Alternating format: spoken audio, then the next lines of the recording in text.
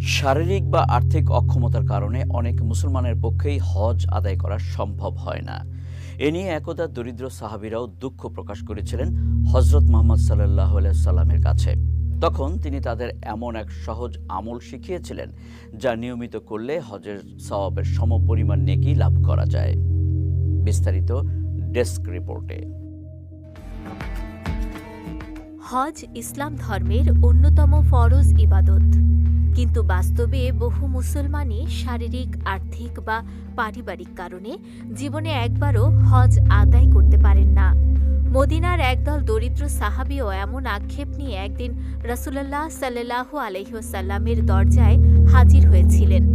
তারা বলেছিলেন, ধনী মুসলিমরা যেমন নামাজ রোজা করে, তেমনি তারা সম্পদের কারণে হজ, উমরা, সদকা ও জিহাদের মতো ইবাদতের সোয়াবও বাড়িয়ে নেয়, কিন্তু গরিবরা এসব থেকে বঞ্চিত। তাদের এই কষ্ট মিশ্রিত আকুতি শুনে নবীজি সাল্লাল্লাহু আলাইহি ওয়াসাল্লাম অত্যন্ত স্নেহ ভরে একটি মহামূল্যবান আমল শিখিয়ে দেন, যা পরবর্তীকালে গরিবের হজ নামেই পরিচিতি পায়। তিনি বলেন, তোমরা কি এমন একটি আমল শিখতে চাও না, যা করলে তোমরা অগ্রগামীদের সমপর্যায়ে চলে যেতে পারবে?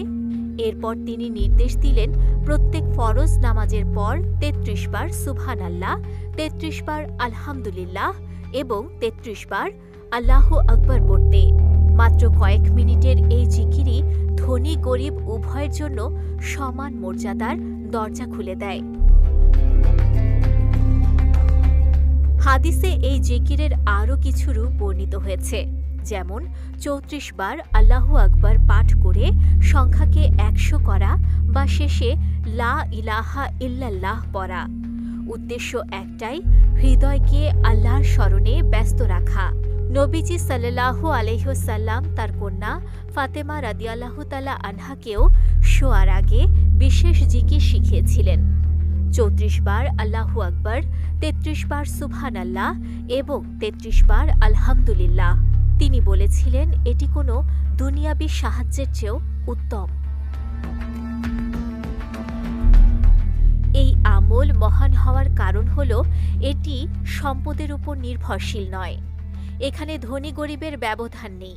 যে কেউ যেখানে থাকুক, কিছু সময় ব্যয় করে আল্লাহর জিকিরের মাধ্যমে অর্জন করতে পারে বহু নেকি ও ক্ষমা। হাদিসে এসেছে, যদি কারো গুনাহ সমুদ্রের ফেনার মতো হয়, তবুও আল্লাহ তার বান্দার এই জিকিরে খুশি হন এবং ক্ষমা করে দেন।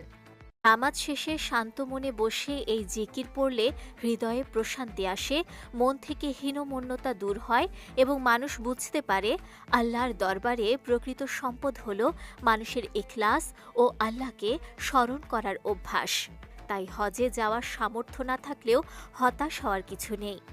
এই সহজ অথচ মহৎ আমল নিয়মিত করলে একজন মুসলমান প্রচুর সোয়াব অর্জন করতে পারে এবং আখিরাতে আল্লাহর রহমতের অধিকারী হতে পারে। বিজয় টিভি নিউজ ডেস্ক।